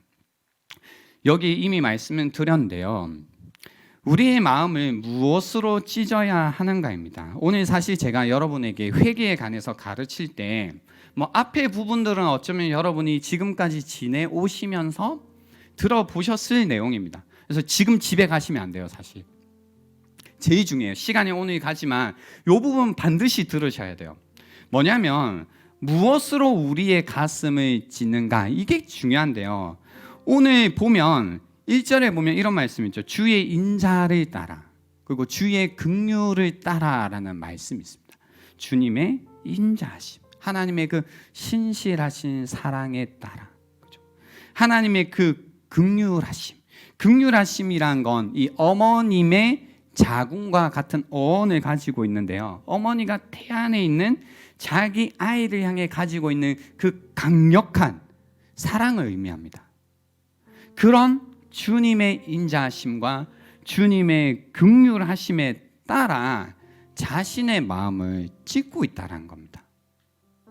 아직 이해가 안 되시죠? 이겁니다. 우리는 죄를 지었을 때 무엇으로 우리의 가슴을 찢냐면 처벌에 대한 두려움으로 가슴을 찢어요, 보통. 내가 이 죄를 저질렀기 때문에 이제 이런 결과가 오겠구나. 그래서 이런 일이 생겼구나. 혹은 그죠? 안 좋은 결과가 맞이한 다음에 내가 나의 우리 부모님에게 이런 일이 생긴 이유가, 나한테 이런 일이 온 이유가 분명히 그때 내가 한 그 일 때문일 거야. 그래서 이런 결과가 있었구나. 혹은 지은 직후에 내가 이렇게 했으면 이런 처벌이 있겠구나, 이런 심판이 있겠구나. 그 두려움 가운데 우리의 가슴을 찢죠. 근데 그렇게 여러분의 가슴을 찢어봤자 어떤 결과가 오냐면 두 가지죠. 그렇게 가슴을 찢고 해봤자 다음에 반복한다고요. 어떤 변화가 없어요, 우리의 삶 가운데. 그리고 자기 혐오에 빠져요. 나 그래 쓰레기다, 나 인간이 아니네, 나 어떻게 이랬지. 그래서요, 여러분, 제가 말씀드린 건 자기 혐오는 절대로 회개가 아닙니다. 자기 혐오로 빠진 회개라는 것은 절대로 성경이 이야기하는 회개가 아니다라는 겁니다. 여러분이 회개를 했는데 기분이 찝찝하고 내가 쓰레기 같고 나의 혐오로 빠지고 계시다면 지금 길을 잘못 가고 계신 겁니다. 그거 성경이 이야기하는 회개가 아니라는 겁니다. 그럼 목사님, 회개를 어떻게 해야 되나요? 여러분의 가슴을 찢을 때 처벌에 대한 두려움이 아니라 주님의 사랑으로 여러분의 가슴을 찢어야 된다고요. 아직도 이해가 안 되시죠? 주님의 사랑으로 여러분의 가슴을 찢어야 된다고요. 여러분, 한 번이라도 주님의 그 긍휼하심으로, 그분의 인자하심으로, 그분의 사랑으로 여러분의 가슴을 찢어본 적이 있으신가요? 이게 이해가 안 되시죠? 그냥 이제 예를 들면 이거예요. 그 예전에 제가 고등부 할 때가 있었습니다. 2년 정도, 거의 3년, 횟수로 3년 정도 사역을 했었는데요. 여러분 아시겠지만 고등학생들이 말을 잘 들어요, 안 들어요? 잘 듣죠. 착해요, 이쁘고 귀엽죠.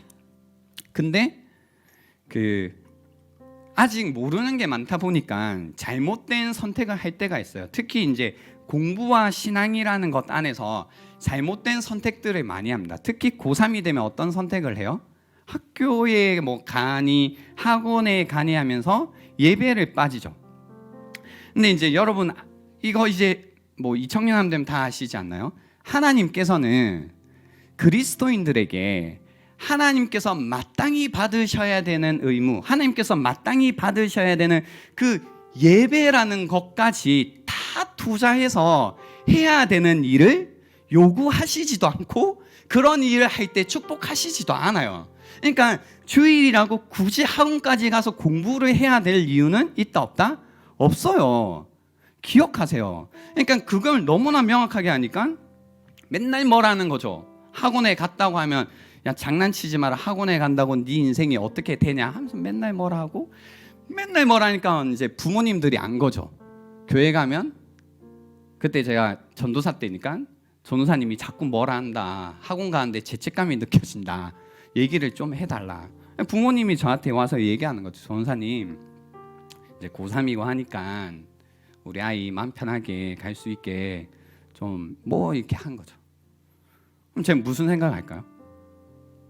뭐 부모님이 얘기하니까 자기 자녀를 자기가 책임져야 되니까 뭐 내가 책임질 거야라고 생각을 하면 얼마나 좋겠어요?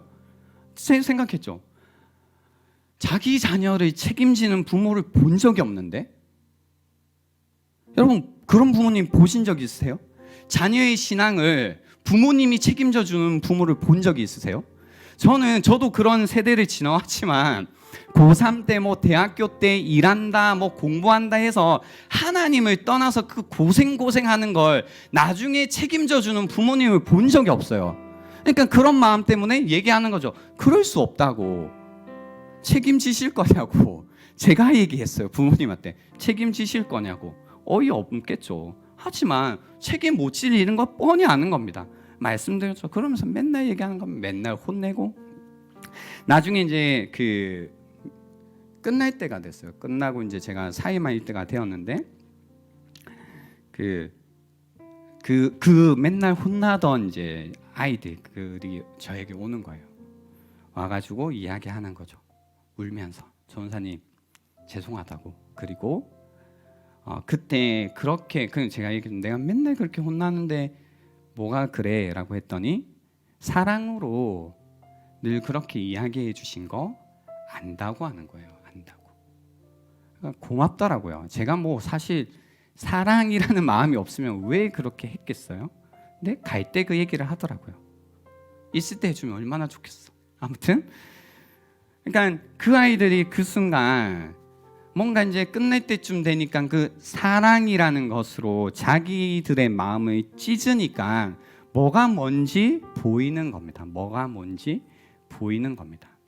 마찬가지로요. 우리가요. 우리의 가슴을 찢는다, 하나님께 회개한다라고 할 때에 처벌에 대한 두려움에 여러분이 사로잡혀 있는 한 우리를 향하신 그 하나님의 사랑으로 우리의 가슴을 찢어볼 수가 없어요. 눈이 가려져 있거든요. 근데 다윗은 뭐라고 했다고요? 그분의 인자하심에 따라, 그분의 긍휼하심에 따라 오직 주님께만 그 사랑으로 자신의 마음을 짓는 겁니다. 그러니까요, 여기에서 엄청난 차이가 나요. 처벌에 대한 두려움으로 자신의 가슴을 짓는 사람은 결국 어떻게 가냐면요, 자기 혐오로 가요. 이거는 뭐 저도 그랬고요. 경험이 있겠죠. 여러분 경험이 있으시죠? 자기 혐오로 가요. 그래 나는 역시 이렇구나, 나는 뭐 이렇게 가요. 난 나쁘다 뭐 이렇게 가요. 나는 안 될 인간이다 가요. 근데 신기한 게 뭔지 아세요? 사랑으로 가슴을 찢은 사람들은 무엇을 미워하기 시작하냐면요, 자기를 미워하는 게 아니라 죄를 슬퍼하고 죄를 미워하는 쪽으로 가고 오히려 자기는 소중히 여기기 시작해요.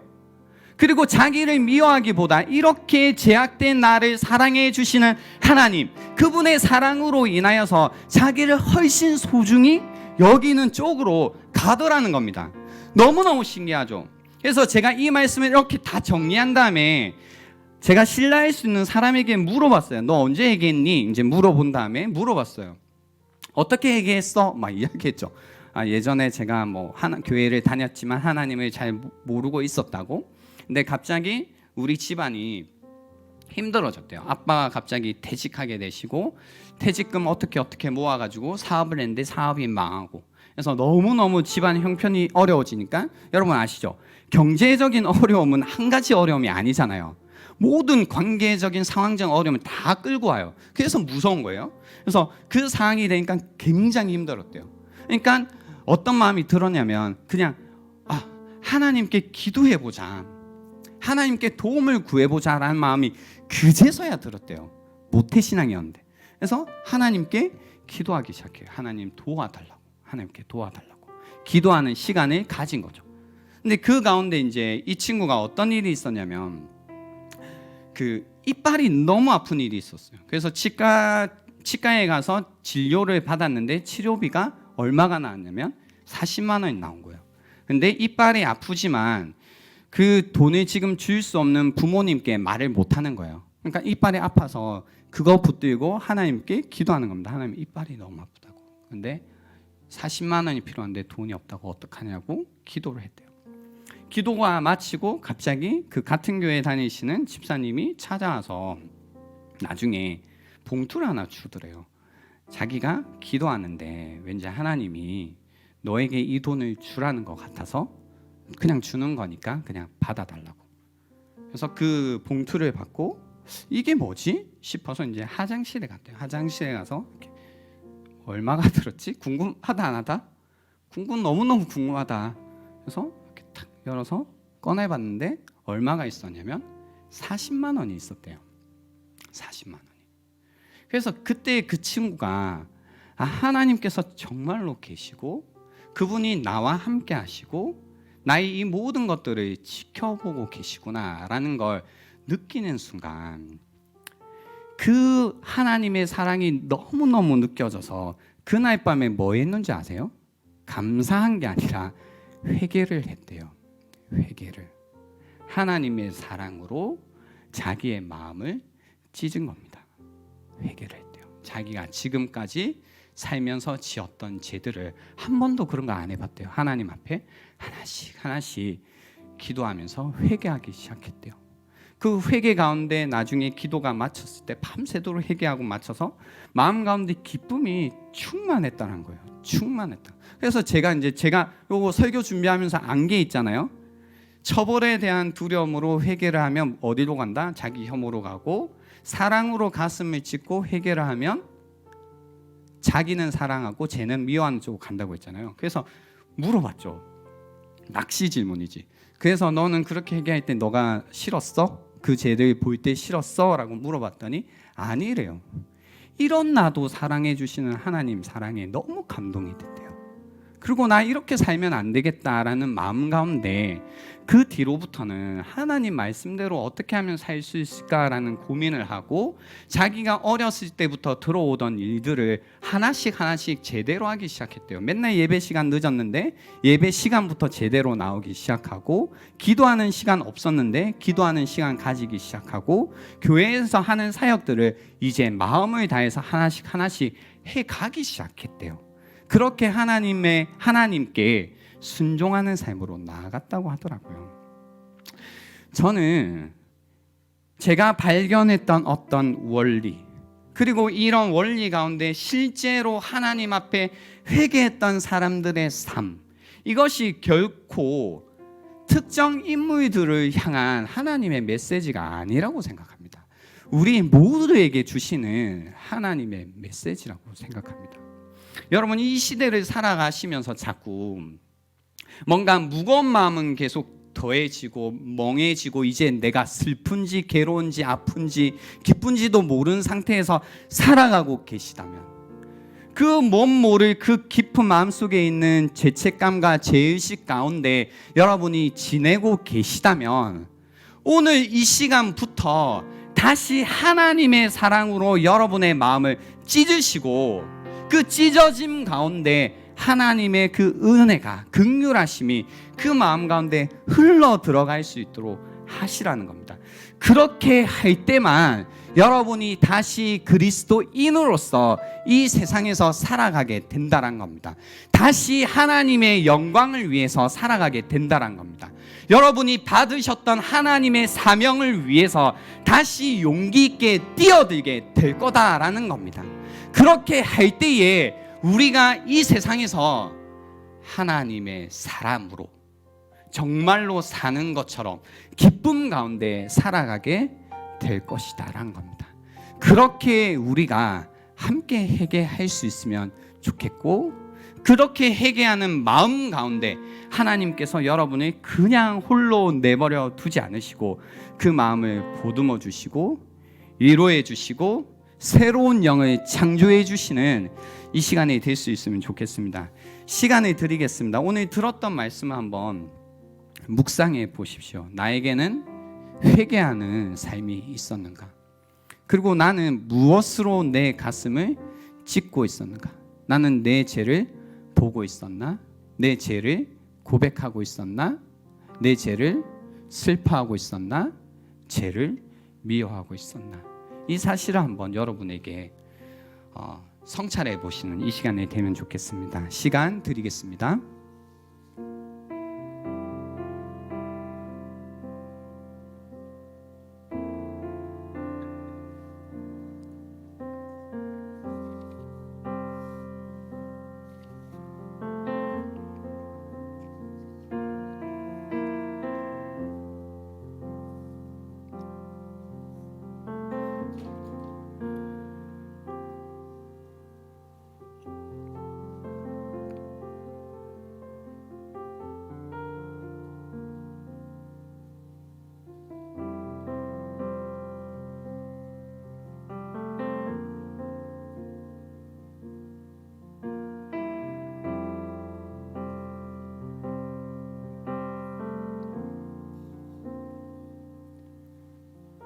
오늘은 우리 같이 찬양하고 기도하는 시간을 바로 갖도록 할 텐데요.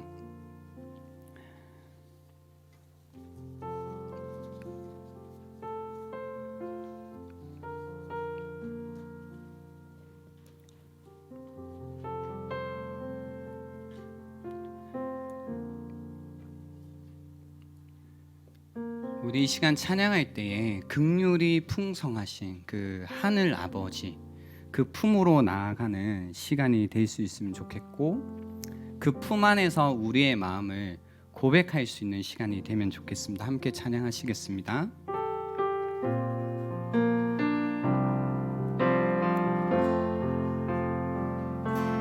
전부여 의지 없어서 손 들고 옵니다. 주 나를 외면하시면 나 어디 가리까. 내 죄를 씻기 위하여 피 흘려 주시니 곧 회개하는 마음으로 주 앞에 옵니다. 전부여 의지 없어서 손 들고 옵니다. 주 나를 외면하시면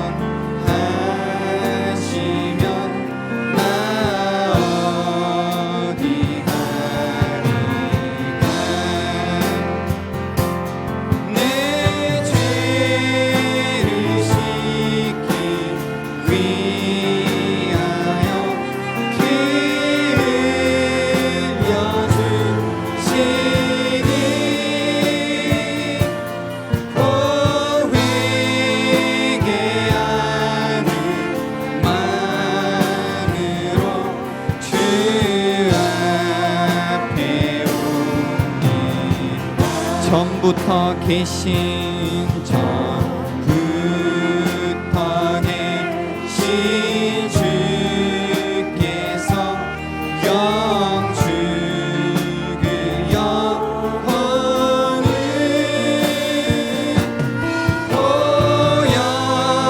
보혈로 구해 주시니 그 사랑한 내 죄를 씻기 위하여 피 흘려 주시니 곧 회개하는 마음으로 주 앞에 나 예수 의지함으로 예수 의지함으로 큰 권능 받아서 주님께 구한 모든 것 늘 얻겠습니다. 내 죄를 씻기 위하여 피 흘려 주시니 곧 회개하는 마음으로 주 앞에 옵니 내 죄를 씻기 위하여 죄를 씻기 위하여 피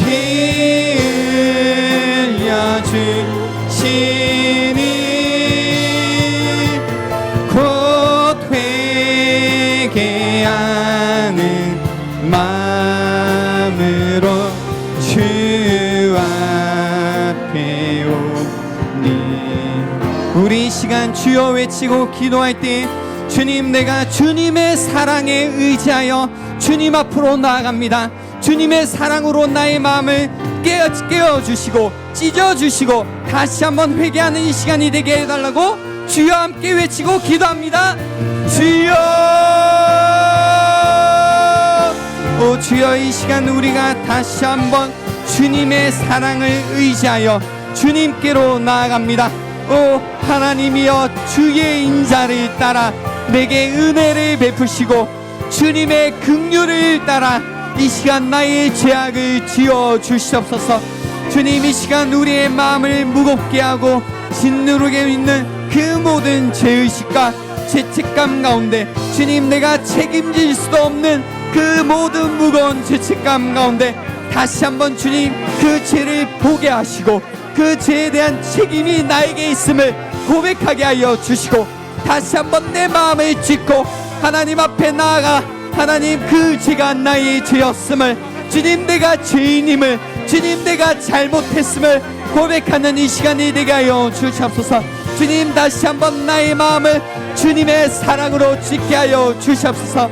주님 이런 나를 사랑해 주시는 주님의 그 사랑이 주여 나의 마음 깊숙한 곳까지 하나님 찢어 주셔서 암덩어리와 같은 나의 모든 죄악을 이 시간 주님 꺼내어 주시고 주님 불치병과 같았던 나의 죄악이 다시 한번 주여 고침받는 이 시간이 되게 하여 주시옵소서. 주님께서 이 시간 자리오셔서 나의 마음을 고쳐주시고 나의 영혼 가운데 새로운 일을 행하시는 이 시간이 되기를 원합니다. 오 성령님 이 시간 우리 가운데에게 영을 부어주시고 주님 우리의 추악한 마음과 하나님 죄악된 우리의 영이 다시 한번 정결케 되는 이 시간이 되게 하여 주시옵소서. 주님 이 상한 심령 가운데 주님 통회하는 마음 가운데 주님 찾아와 주시고 주님의 사랑으로 안아주시며 다시 한번 주여 주님의 성령으로 말미암아 우리 이런 상황과 마음을 멸시치 않으시는 주님의 사랑 가운데 우리의 모든 생각과 우리의 모든 마음과 의지를 주님 앞에 드리며 나아갈 수 있는 이 시간이 되게 하여 주시옵소서. 주님, 죄인입니다. 그러나 주님, 나에게는 천국께서 계십니다. 주님을 의지하여, 그 십자가를 의지하여 다시 한번 하나님 앞에 나아가오니 주님, 우리에게 통해하는 영을 부어주시사 다시 한번 주님 앞에 나아가 우리에게 구원의 기쁨이 회복될 수 있는 이 시간이 되게 하여 주시옵소서. 잃어버렸던 구원에 대한 기쁨, 그 구원에 대한 감격, 나를 이 세상 그 무엇보다 사랑해 주셨던 그 사랑에 대한 감격, 그 사랑 앞에 굴복했던 그 마음이 다시 한번 회복되어지는 이 시간이 되게 하여 주셔서 하나님께서 나에게 허락하셨던 새로운 삶을 살아가게 하여 주시고, 나에게 부어주셨던 그 사명을 향하여서 살아가게 하여 주시고, 나도 하나님 다시 한번 하나님의 선하신 가운데 하나님의 그 선하신 뜻을 쫓아 살아갈 수 있도록 도와주시옵소서. 나의 죄악으로 인하여서 절망하였고, 나의 죄악으로 인하여서 주저앉아 있었고, 주여, 나의 죄악으로 인하여서 이제는 더 이상 하나님을 위하여서 살 수 없다고 고백했던 그 마음이 이제는 주님의 사랑으로 나의 영혼이 다시 살아났음을 고백하는 이 시간이 되게 하여 주시옵소서. 주님의 청년들이 다시 한번 주님의 보혈로 말미암아 정결케 되는 이 시간이 되게 하여 주시고, 저들에게 허락하시는 새로운 생명, 새로운 마음, 새로운 영이 이 시간 가운데 회복되게 하여 주셔서 저들의 마음이 다시 한번 살아계신 하나님을 향하여서 살아나는 시간이 되게 하여 주시옵소서. 다시 한번 이 세상을 향한 열정이 회복되게 하여 주시고, 주님의 사랑이 회복되게 하여 주시고, 저들의 삶이 일어날 수 있는 이 시간이 될 수 있도록 도와주시옵소서. 하나님, 죄악 가운데 눈물을 흘리며 좌절 가운데 아무것도 못하며 무기력 가운데 있었던, 무감각 가운데 있었던 그 모든 마음들이 주님의 보혈로 씻어지는 시간이 되게 하여 주시고, 주님의 보혈로 말미암아 치료받는 이 시간이 되게 하여 주시옵소서.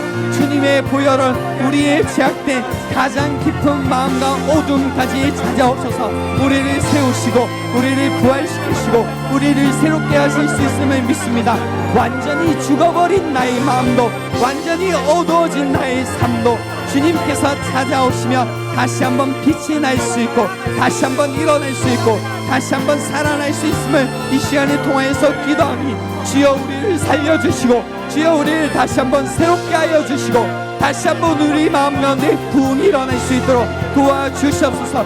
주님을 그리하여서 다시 한번 예배하는 예배자로 세워질 수 있도록 도와주시고, 이렇게 상한 심령과 상한 마음으로 예배하는 자들을 주님 가까이 하여 주시는 놀라우신 주님의 은혜가 임할 수 있도록 도와주시옵소서. 회개하는 마음으로 더욱더 주님께 나아가는 자들이 많아지게 하여 주시고, 진실하게 주님을 만나고 하나님께 독대하며 하나님께 기도하며 하나님을 믿으며 하나님께 순종하는 자들이 주여 더욱더 일어날 수 있도록 도와주시옵소서. 더욱 더 이상 죄악이 우리에게 장애물이 되지 않게 하여 주시고, 더 이상 우리의 죄가 하나님과 관계 가운데 장벽이 되어 하나님께 나아가지 하는 것을 방해하지 못하도록 주님 능력의 주님의 보혈로 그 모든 죄악들을 씻어 주시옵소서. 주님을 의지합니다. 아버지,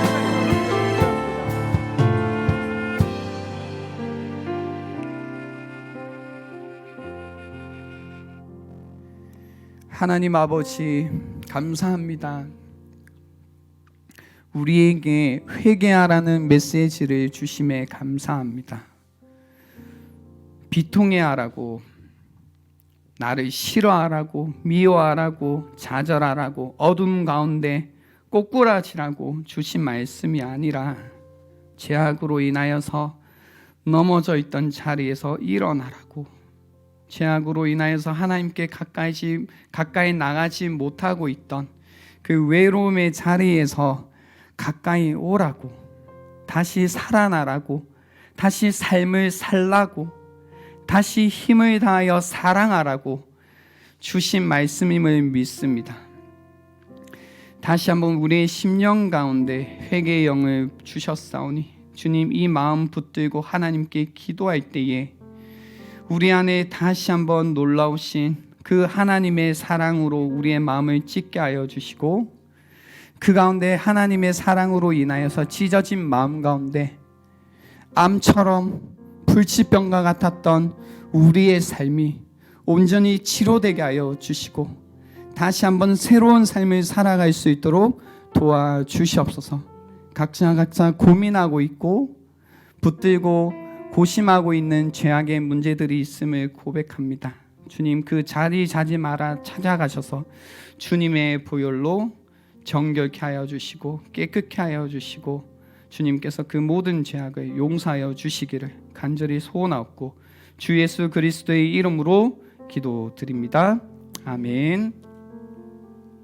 하나는 그 새로운 사회적 거리 두기 때문에 저희가 목장 모임을 어떻게 할까 조금 논의를 해보려고 하는데요. 결정이 되기 전까지는 온라인 목장 모임을 계속 고수하고 있습니다. 그래서 온라인 목장 모임을 많이 참여해 주시고요. 혹시나 반가운 마음에 로비에 모였을 때는 최대한 짧은 시간, 그죠? 꼭 마스크를 끼시고 인사 정도만 나눠주시면 좋겠습니다. 그리고 에듀 비전 센터 건축 안내를 드렸는데요. 제가 그 프리친을 통해서 다시 안내를 드리겠지만 다음 주일부터 그 주차가 어려우실 수 있습니다. 그래서 한 1년 정도 조금 불편함을 감수해야 될 수도 있는데요. 최대한 교회에서 방법을 찾고 있으니까 혹시 불편하시더라도 불편해서 교회를 안 나온다는 이런 불편한 소리는 조금 참아주시고 아무튼 조금 같이 참으면서 갈 수 있으면 좋겠고요. 그 혹시 정해진 게 있으면 풀친을 통해서 안내를 드리도록 하겠습니다. 그리고 단일 기도회가 계속 진행 중에 있습니다. 기도의 자리를 갖고 싶은데 혼자 하기 힘들다 하신 분들은 교회에 나오셔서 함께 기도하시면 좋을 것 같습니다. 이번 한 주간 또 지내실 때 그죠? 주님의 사랑으로 가슴이 찢기면 마음이 굉장히 이제 부드러워지겠죠. 예. 그러하기에 새로운 시선으로 나의 상황과 또 사람들을 바라볼 수 있게 될 겁니다. 그러하기에 다시 한번 선한 일에 용기를 가지시고 악을 악으로 갚지 마시고 여러분의 이웃들, 가족들, 친구들을 돌아보시는 한 주간이 되시기 바랍니다. 하나님의 인자하심으로 그 긍휼하심으로 우리와 늘 함께 하시기 때문입니다. 기도하겠습니다.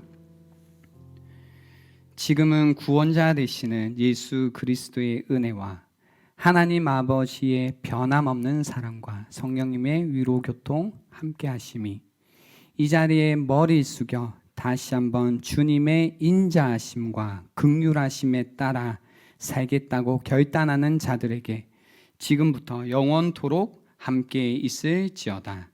아멘.